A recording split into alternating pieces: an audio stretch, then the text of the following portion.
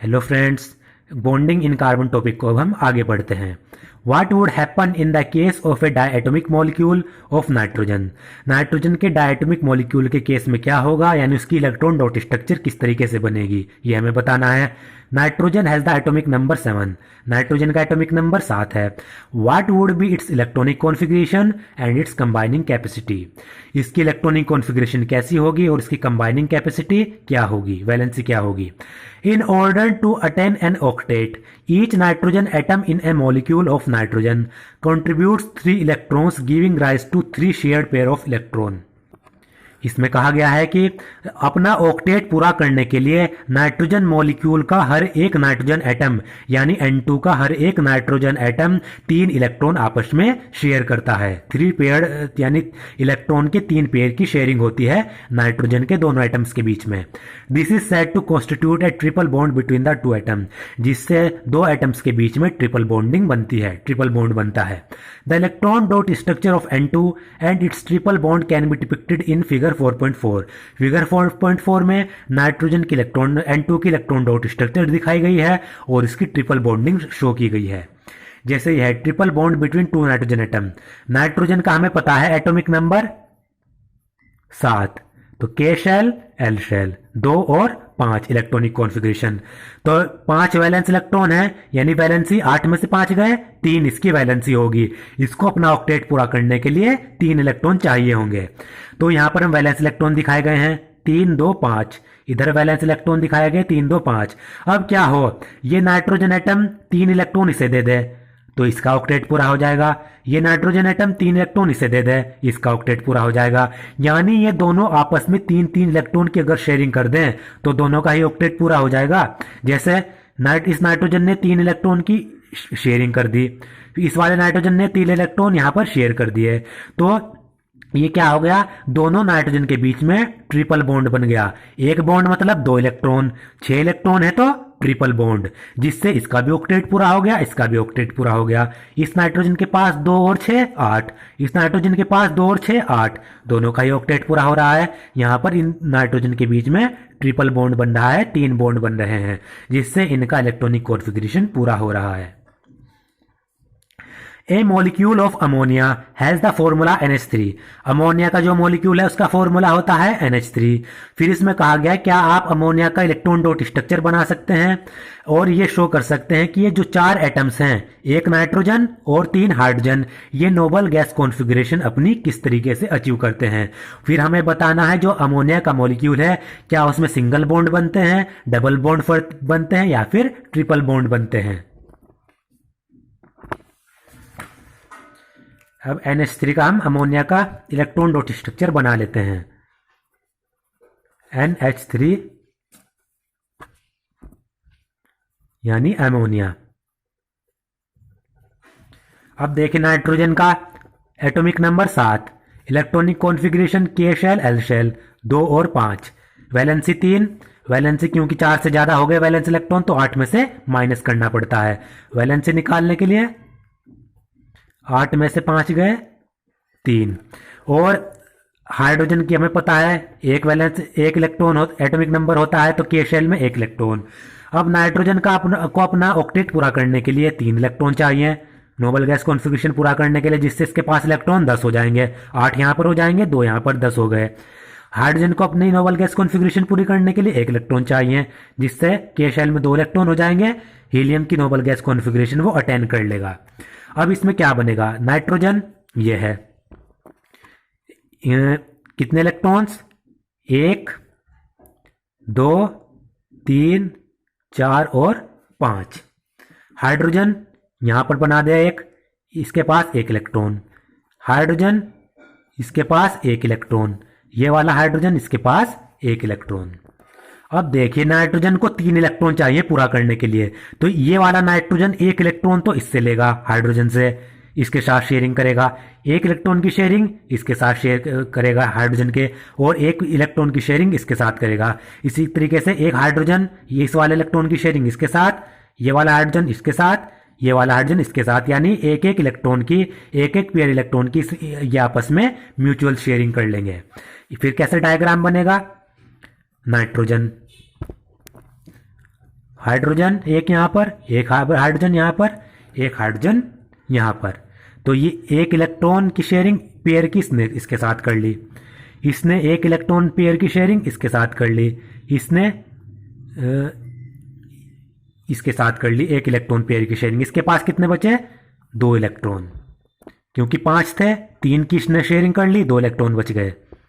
अब देखिए यहां पर इस तरीके से ये डायग्राम बनेगा।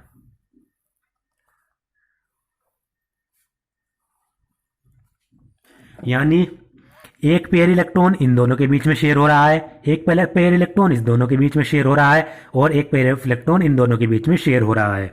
अब ऑक्टेट तो इसकी डुप्लेट पूरा हो गया, 2 इलेक्ट्रॉन हो गए इसके पास, इसका भी कॉन्फ़िगरेशन पूरा नोबल गैस, इसके पास भी 2 इलेक्ट्रॉन, इसके पास भी। नाइट्रोजन के पास 8 इलेक्ट्रॉन होने चाहिए, तो 2 2 4 2 6 और 2 ये बचे हुए हैं 8 इलेक्ट्रॉन, इसकी भी पूरा हो गया।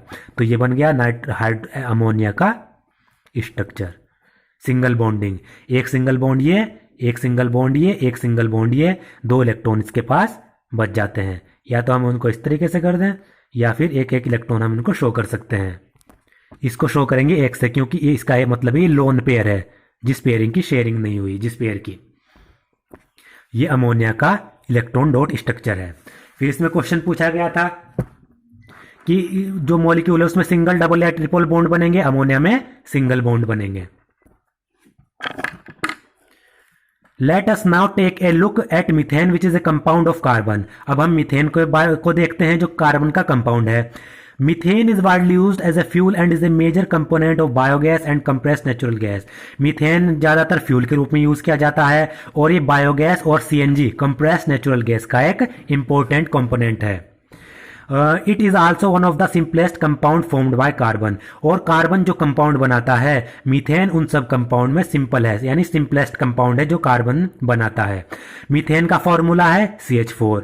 हाइड्रोजन आप जानते हैं उसकी वैलेंसी 1 है, कार्बन टेट्रावैलेंट है, यानी इसकी वैलेंसी 4 है। टेट्रावैलेंट का मतलब 4 वैलेंसी, क्योंकि इसके पास 4 वैलेंस इलेक्ट्रॉन है।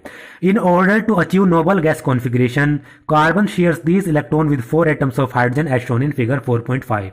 तो नोबल गैस कॉन्फ़िगरेशन को अचीव करने के लिए कार्बन एक एक इलेक्ट्रॉन 4 हाइड्रोजन के साथ शेयर करता है और अपनी ऑक्टेट पूरा करता है।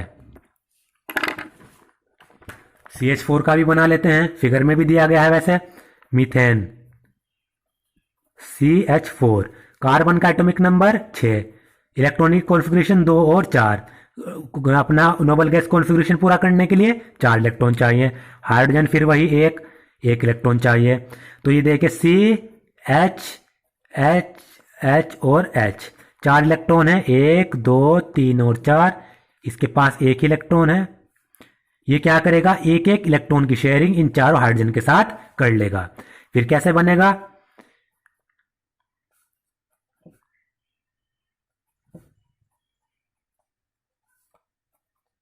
इस तरीके से इसकी इलेक्ट्रॉन डॉट स्ट्रक्चर बन जाएगी। ये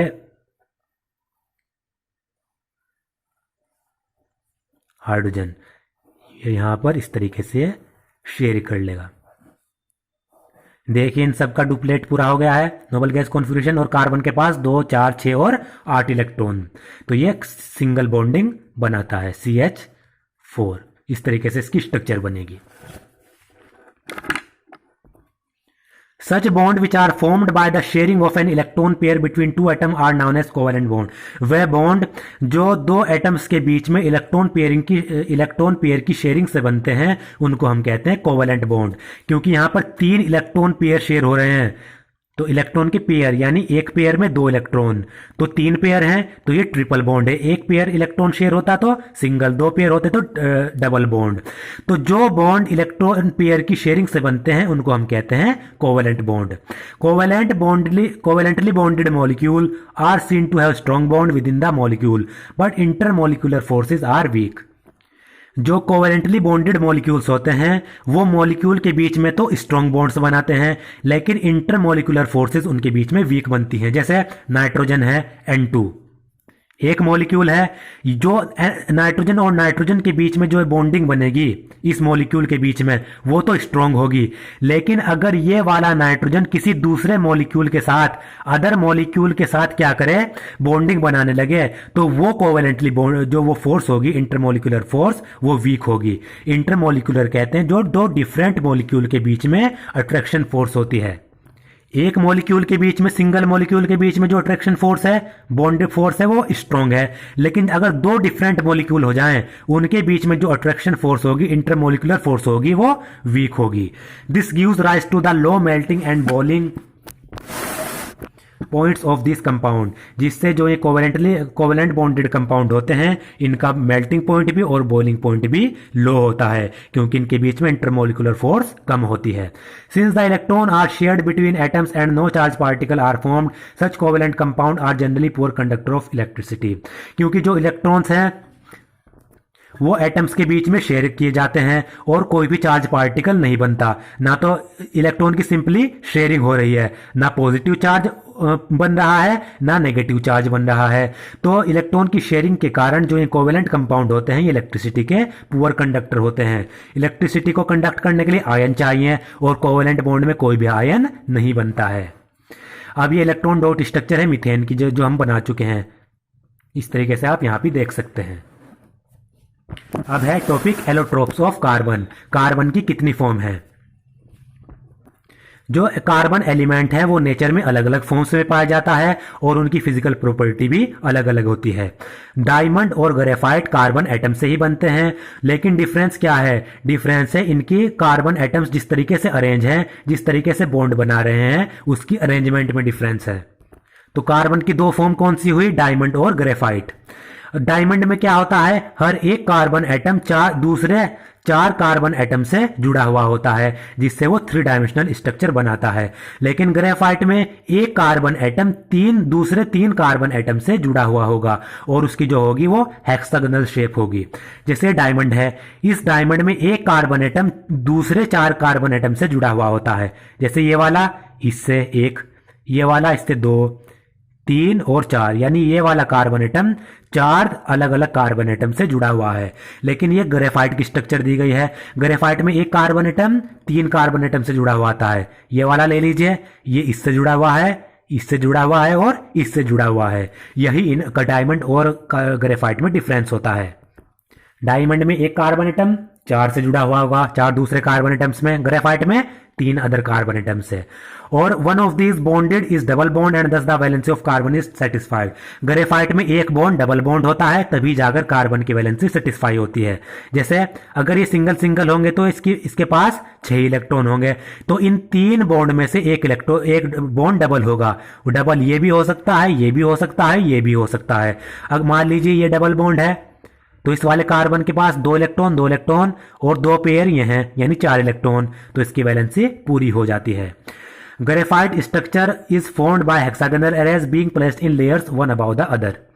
जो ग्रेफाइट स्ट्रक्चर होती है वो हेक्सागोनल शेप में होती है और ये हेक्सागन एक दूसरे के ऊपर होते हैं। जैसे कि हेक्सागन 6 साइड हैं, 1 2 3 4 5 और 6 साइड। ये हेक्सागन इसके ऊपर दूसरा, दूसरे के ऊपर तीसरा, एक दूसरे के ऊपर लेयर के रूप में होते हैं। These two different structures result in diamond and graphite having very different physical properties even though their chemical properties are the same।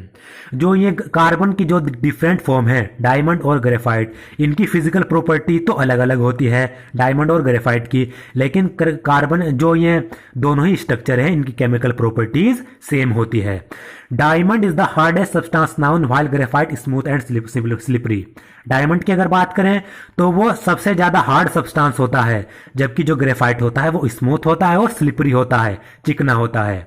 जो ग्रेफाइट होता है वो इलेक्ट्रिसिटी का गुड कंडक्टर होता है, जबकि जो दूसरे नॉन मेटल्स होते हैं वो इलेक्ट्रिसिटी के पुअर कंडक्टर्स होते हैं। ये इंपॉर्टेंट लाइन है। कार्बन एक नॉन मेटल है, नॉन मेटल इलेक्ट्रिसिटी के पुअर कंडक्टर होते हैं, जबकि जो ग्रेफाइट है वो कार्बन की ही फॉर्म है, जबकि वो इलेक्ट्रिसिटी का गुड कंडक्टर है। ये हमें याद रखना है। ये भी इसका एक एक्सेप्शन है। जो आप ये देखते हैं पेंसिल में, ये ग्रेफाइट का बना होता है, ब्लैक कलर का। Diamond can be synthesized by subjecting pure carbon to very high pressure and temperature. Diamond को आर्टिफिशियली भी बना सकते हैं। कार्बन को अगर हाई टेम्परेचर और हाई प्रेशर प्रोवाइड किया जाए तो वो डायमंड में कन्वर्ट हो जाता है। These synthetic diamond are small but are otherwise indistinguishable from natural diamond. जो ये सिंथेटिक डायमंड बनाए जाते हैं ये स्मॉल होते हैं। अगर ये स्मॉल ना होते तो ये नेचुरल डायमंड से इनको पहचान नहीं पाते। तो नेचुरल डायमंड से किस तरीके से पहचाने जाते हैं? नेचुरल डायमंड बड़े होते हैं, सिंथेटिक डायमंड छोटे होते हैं। अब कार्बन की तीसरी फॉर्म है, एलोट्रोप्स है, वो है fullerenes. Fullerenes form another class of carbon allotropes. ये आप देख सकते हैं, buckminster fullerenes. The first one to identify was carbon 60 which has carbon atom arrange in the shape of football. जो पहला कार्बन की फुलरेंस फॉर्म पर आइडेंटिफाई की गई थी वो थी C60, जिसमें कार्बन एटम्स फुटबॉल के रूप में अरेंज होते हैं। ये सब कार्बन एटम्स फुटबॉल के रूप में अरेंज है। Since this looked like the geodesic dome designed by the US architect Buckminster Fuller, the molecule was named fullerene। क्योंकि जो ये C60 फॉर्म है एलोट्रोप है कार्बन का, ये जियोडेसिक डोम यानी गुंबद की तरह दिखता है, जिसको यूएस आर्किटेक्ट बकमिस्टर फुलर ने क्या किया था? आइडेंटिफाई किया था। तो इनके नाम पर इस मॉलिक्यूल को नाम दे दिया गया बकमिस्टर फुलरेन। फुलरेन इसका नाम रख दिया गया इस आर्किटेक्ट के नाम पर। दोस्तों आज का मेरा वीडियो अगर आपको पसंद आया तो प्लीज़ मेरे चैनल को सब्सक्राइब करें, शेयर करें और लाइक करें।